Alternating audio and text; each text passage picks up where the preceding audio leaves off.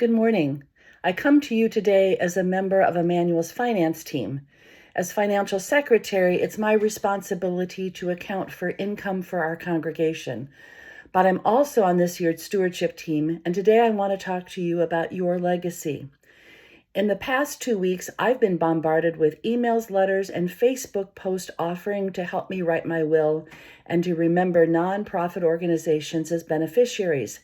Based upon a Facebook posting from the ELCA, Estate Planning Awareness Month is upon us.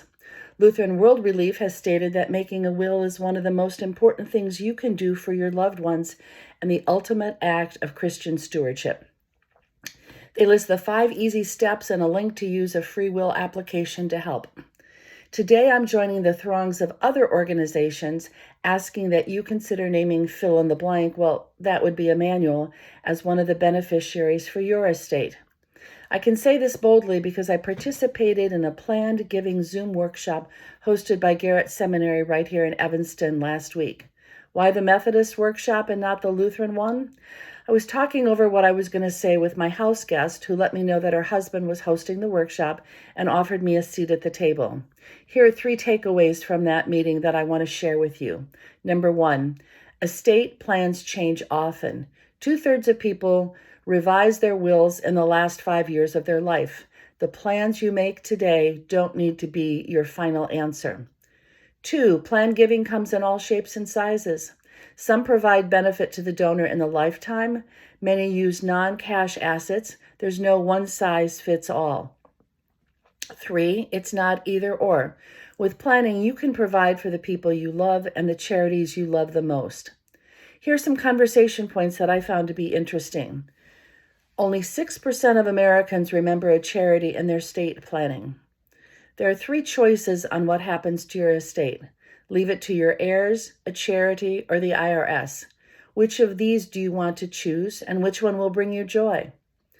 By leaving money to organizations that you support, you send an example of stewardship to your children. You're showing your values to your heirs, and hopefully they will see and emulate that example in their lives.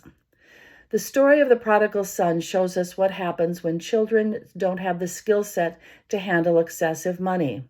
How much money will help your children be responsible stewards versus how much would be harmful to them with this goal? Research studies show that the more children get, the less likely they are to have good self-esteem, to be motivated, disciplined, and hardworking.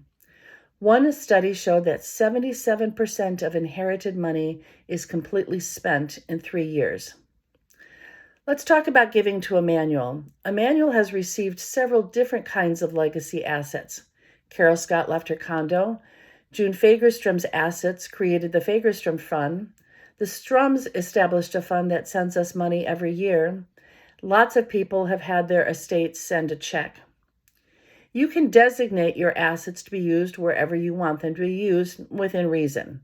Pastor Scharf designated that his gift must be used to maintain the building. The Strums designated their gift to the Fagerstrom Fund. If not designated by the deceased, the gift will be deposited to Emmanuel's endowment fund. At the end of August, Emmanuel's endowment fund had a value around $278,000. It's an accumulation of gifts given over the years, which has and will allow Emmanuel to have financial stability during difficult times. You may be aware that we passed a deficit budget for the last couple of years. That's possible because we've been able to supplement current offerings with money out of the endowment fund. Let me wrap up my time with you today by saying you need a will, and then let me ask you to consider Emmanuel as one of the organizations you support with your personal estate. Of course, you can also designate Emmanuel as the recipient of memorial gifts from your family and friends. And to answer your question, yes, Emmanuel is one of the recipients declared in my will. Why?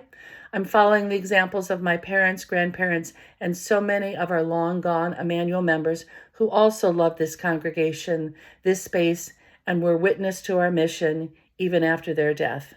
Thank you.